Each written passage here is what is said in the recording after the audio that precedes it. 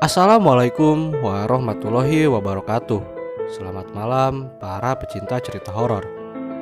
Kali ini Story 7 akan menceritakan sebuah kisah tentang kejadian horor yang berjudul Kamar Kos Misterius.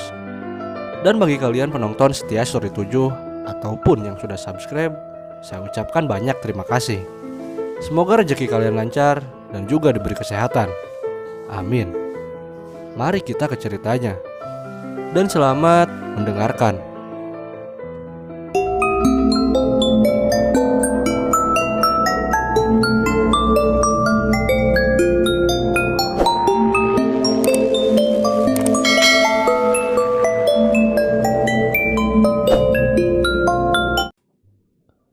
Suara gitar itu ternyata masih lumayan bagus.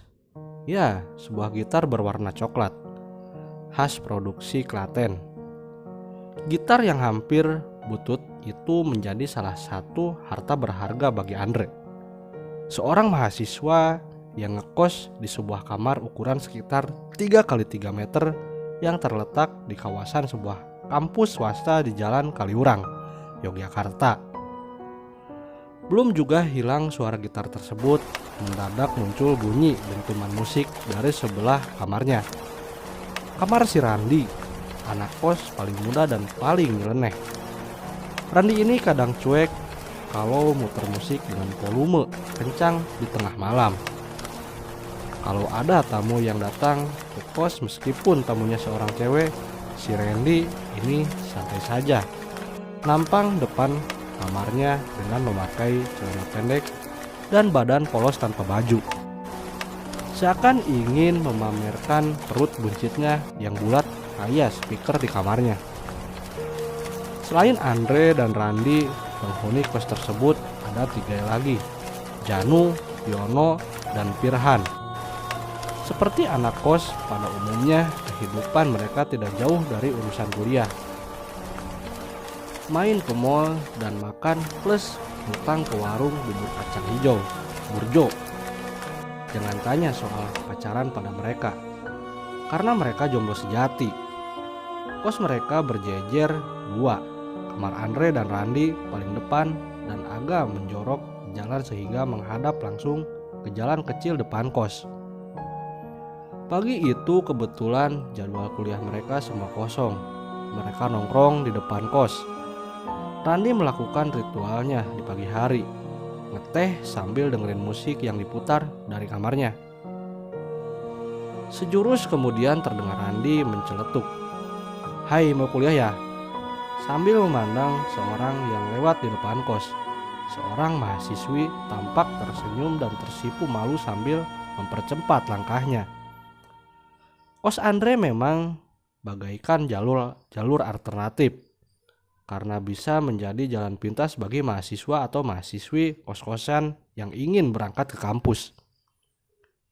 "Woi, sana mandi dulu sebelum godain cewek," teriakan kecil Andre kepada Randi, yang dibalas Randi dengan senyum cengar-cengir.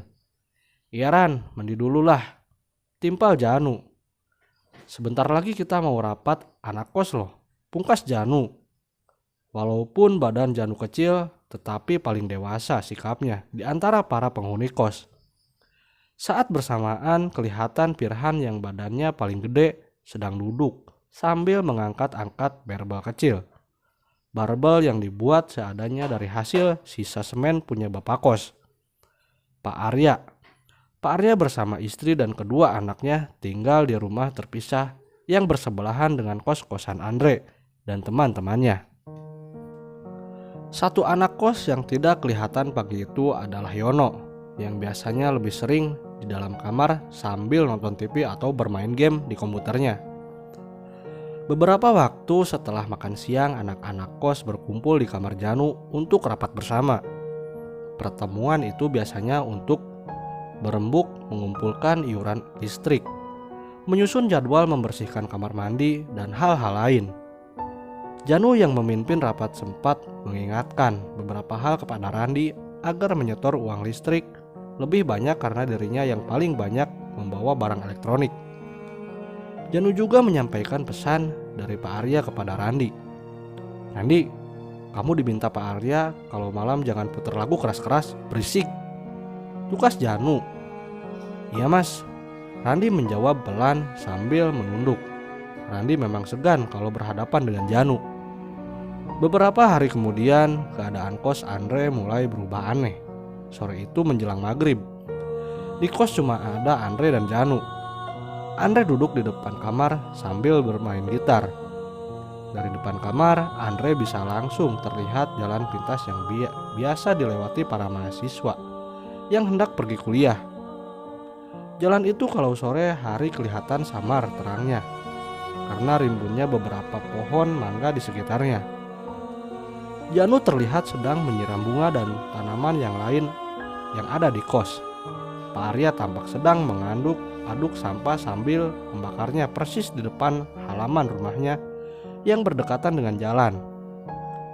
Asap dari pembakaran sampah membuat keadaan di sekitar jalan bertambah samar. Saat Andre sedang bernyanyi kecil dengan gitarnya, selintas muncul sosok seorang gadis berbaju putih berjalan sambil menunduk. Di jalan depan seberang kamarnya yang berjarak sekitar 10 meter. Awalnya Andre merasa biasa saja sambil berkata dalam hati, "Ah, paling cewek sebelah kos yang baru pulang kuliah." Beberapa menit berselang, mendadak sosok itu muncul kembali. Kali ini gadis itu tidak berjalan sambil menunduk, tetapi memalingkan wajahnya ke arah Andre sambil tersenyum. Seketika Andre merasa merinding. Walau sedang menyanyikan sebuah lagu, suaranya seperti tersekat di tenggorokan. Tangannya pun refleks berhenti memainkan gitar. Seketika itu juga sosok si gadis raib entah kemana. Yang terekam sekilas di memori Andre seorang gadis berambut panjang, tinggi, berbaju putih, dengan wajah datar serta senyum yang agak misterius. Bercampur rasa takut dan penasaran, Andre meletakkan gitarnya lalu menghampiri Pak Arya yang masih belum selesai membakar sampah. Andre yakin bahwa seharusnya Pak Arya juga melihat gadis tersebut karena lubang pembakaran sampah letaknya lebih dekat dengan jalan. "Permisi Pak Arya, apakah barusan Bapak melihat ada cewek jalan lewat sini?" tanya Andre. "Wah Mas Andre, gak lihat siapa-siapa tadi tuh," jawab Pak Arya sambil mengucek-ngucek matanya yang kena asap. Andre berjalan kembali ke kamarnya. Kemudian hal yang sama dia tanyakan ke Janu yang sedang mengurus bunga depan kamarnya. Sambil serius memotong bunga yang layu, Janu cuma menggelengkan kepalanya. Peristiwa sore itu coba dilupakan Andre, tetapi kejadian-kejadian di kos setelah itu justru menunjukkan bahwa apa yang dialami Andre adalah benarnya. Berawal dari si nyeleneh Randi.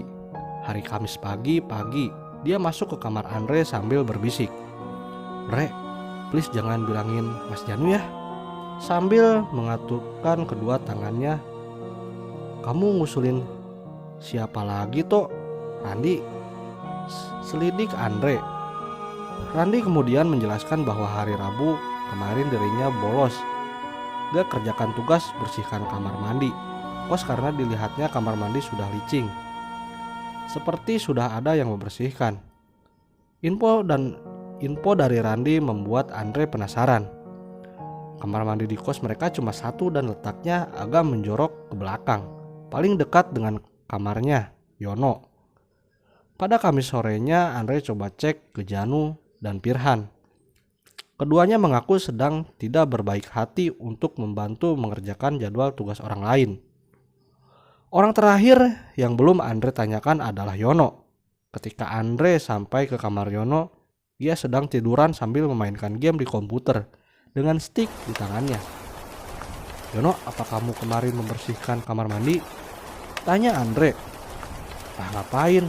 Aku kan jadwalnya hari Minggu, Andre," ukus Yono sambil menoleh ke Andre dengan sedikit melotot dan raut wajah heran dari Yono. "Lagian Rabu malam kemarin aku dengar bunyi orang yang sedang sikat-sikat lantai kamar mandi. Mungkin juga si Randi. Kan Rabu jadwalnya dia," pungkas Yono penuh keyakinan.